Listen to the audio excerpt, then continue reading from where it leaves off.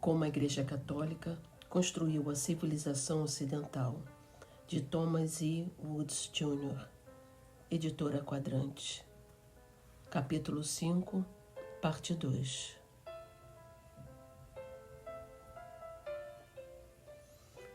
Como é evidente, não é inteiramente correto pintar Galileu como uma vítima inocente do preconceito e da ignorância do mundo. Acrescenta Langford. Parte da culpa dos acontecimentos subsequentes deve ser atribuída ao próprio Galileu, que recusou qualquer ressalva e, sem provas suficientes, fez derivar o debate para o terreno próprio dos teólogos. Foi, portanto, a insistência de Galileu sobre a verdade literal do copernicanismo que causou a dificuldade, uma vez que, aparentemente, o modelo heliocêntrico parecia contradizer certas passagens da Escritura. A Igreja, sensível às acusações protestantes de que os católicos não faziam muito caso da Bíblia, hesitou em acolher a sugestão de que se pusesse de lado o sentido literal da Escritura, que às vezes parecia implicar na ausência de movimento da Terra, para acomodar uma teoria científica sem provas. Mesmo assim, aqui a Igreja não foi inflexível, como comentou na época o célebre cardeal Roberto Bellarmino. Se houvesse uma verdadeira prova de que o Sol é o centro do universo, de que a Terra está no terceiro céu e de que o Sol não gira em torno da Terra, mas a Terra em torno do Sol, então deveríamos agir com grande circunspecção ao explicar passagens da Escritura que parecem ensinar o contrário. E admitir que não as havíamos entendido, em vez de declarar como falsa uma opinião que se prova verdadeira. Mas eu mesmo não devo acreditar que existam tais provas enquanto não me sejam mostradas. A abertura de princípio do cardeal Bellarmino a novas interpretações da Escritura à luz dos acréscimos feitos ao universo do conhecimento humano não era nada de novo. Santo Alberto Magno era do mesmo parecer. Acontece com frequência, escreveu certa vez, que surge alguma questão sobre a terra, o céu ou outros elementos deste mundo, a respeito da qual um não cristão possui conhecimentos derivados dos mais acurados raciocínios ou observações.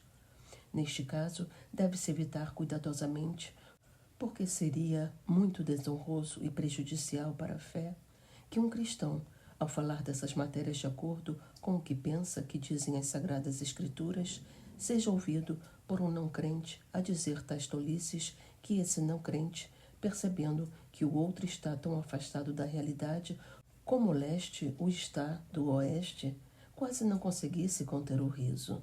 Também São Tomás de Aquino advertiu sobre as consequências de se querer sustentar uma determinada interpretação da Sagrada Escritura a respeito da qual tivessem surgido sérios motivos para pensar que não era correta.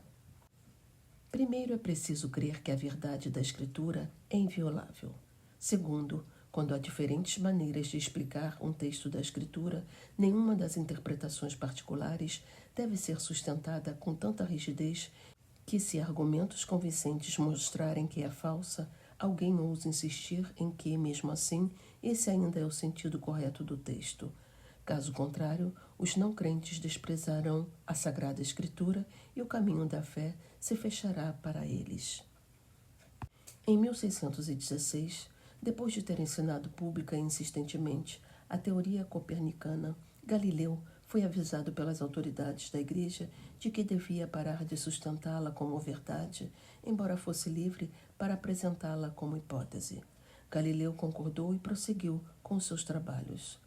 Em 1624, fez outra viagem a Roma, onde foi novamente recebido com grande entusiasmo e procurado por influentes cardeais desejosos de discutir com ele questões científicas.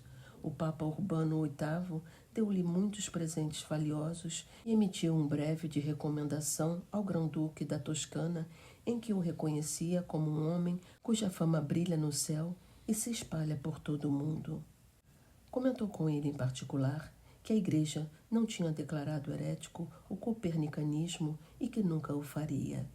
No entanto, o diálogo sobre os dois grandes sistemas do mundo, que Galileu publicou em 1632 e fora escrito a pedido do Papa, ignorou a instrução de que o copernicanismo devia ser tratado como hipótese e não como verdade estabelecida. Para sua infelicidade, em 1633, o astrônomo foi declarado suspeito de heresia e proibido de publicar escritos sobre o tema. Continuou a produzir outras obras, aliás, ainda melhores e mais importantes, particularmente os seus discursos e demonstrações matemáticas em torno de duas novas ciências, de 1635. Mas essa censura insensata manchou por muito tempo a reputação da Igreja. É importante, porém, não exagerar o que aconteceu, como explica J. L. Hybron. Os contemporâneos bem informados foram da opinião de que a alusão à heresia no caso de Galileu ou Copérnico não tinha nenhum alcance geral ou teológico.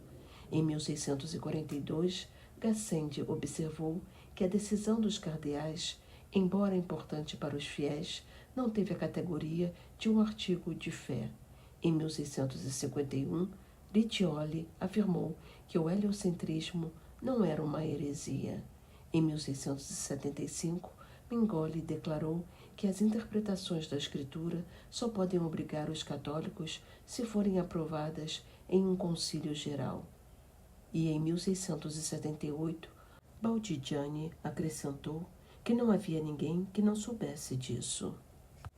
O certo é que os cientistas católicos, muitos deles jesuítas ou membros de outras ordens religiosas, continuaram a fazer as suas pesquisas sem nenhum tipo de entraves, cuidando apenas de tratar como hipótese o movimento da Terra, como aliás já o tinha recomendado o decreto da Santa Sé em 1616.